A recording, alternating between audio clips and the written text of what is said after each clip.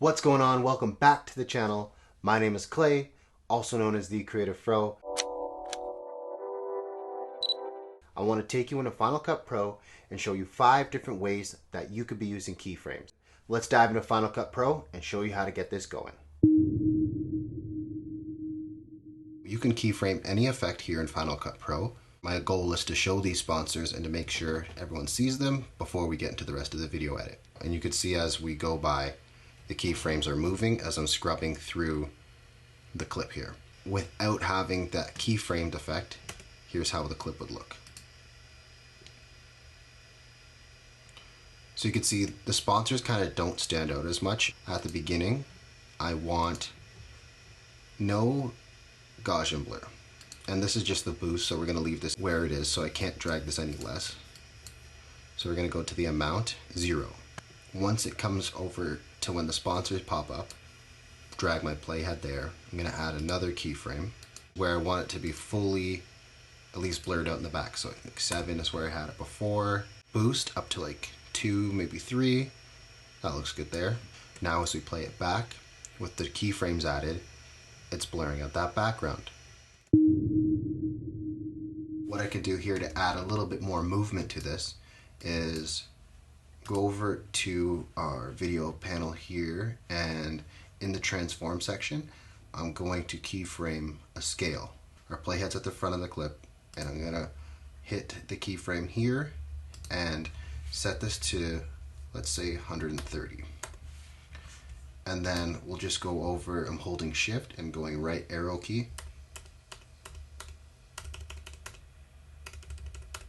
Go right about there, okay. Add another keyframe, and then from here, I'm gonna change this to 100.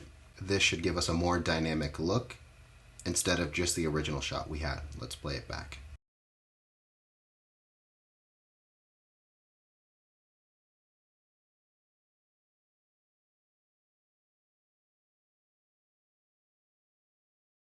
So we can reset this, have the beginning start at 100, and then we'll drag it to like right around here. And then by this point, say it's at 140, this definitely helps give it another dynamic look.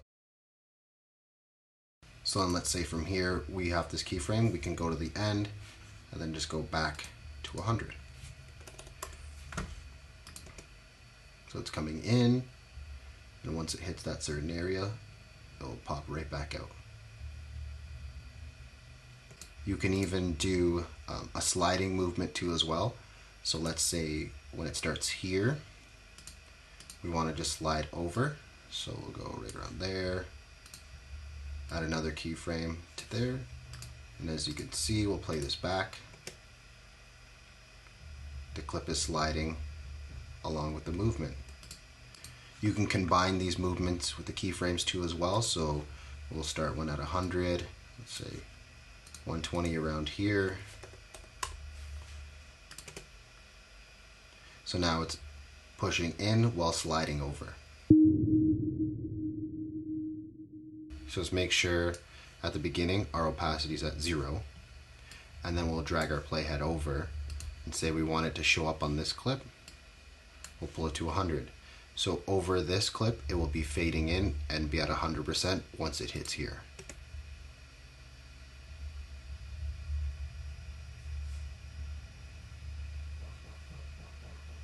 Boom, and there you have it. So we have our music playing in the background, and I just have some leaves rustling in the back, and I wanted it to turn down once it got into the video edit some more. So what I did was add some keyframes here and bring the volume down. So we'll play it through.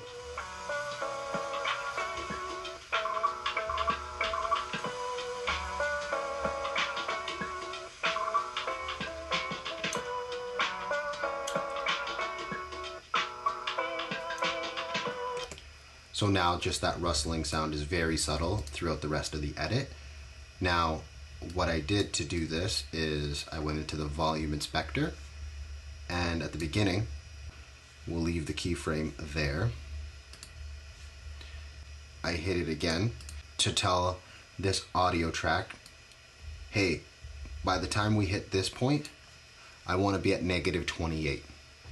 So again, we can watch over the volume tab here as it plays, you can see the keyframe, the volume move itself.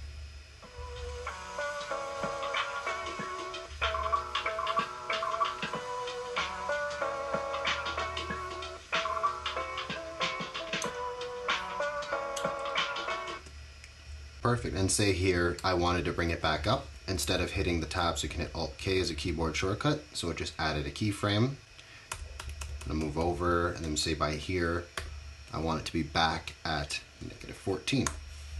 Just like that. So it kind of does a dip out and then back in.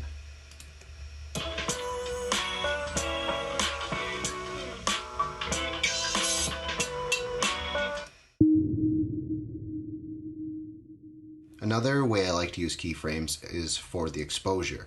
If you notice, the shot down here has more shadows than when we get up here. It's a lot brighter because, again, we can see more of that light from the sun coming down.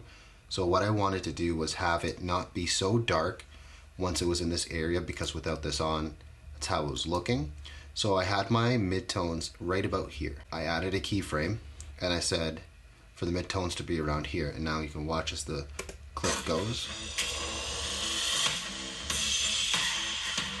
So you can see here, it looks good once it gets to the top, once we're up here, but the shot looks more shadowed here. So what I'm gonna do is leave everything as is because I like the rest here, but I wanna set a keyframe and tell this clip when we're here, I wanna have the midtones up to about this area. Then once we get over here, I'd even say once you start seeing a lot of this light, like right about here, boom. We'll add another keyframe and leave it at center. So now as this goes,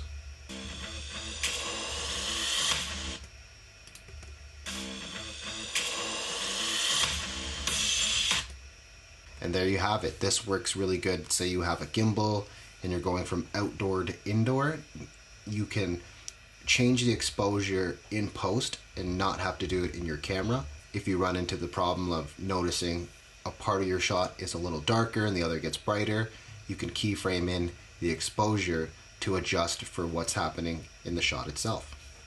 And there you have it, 5 different ways that you can use keyframes today. If you like this video, let me know down below in the comments what was your favorite part. I'm the Creative Fro, keeping you in the know. I'll see you next time for another tutorial.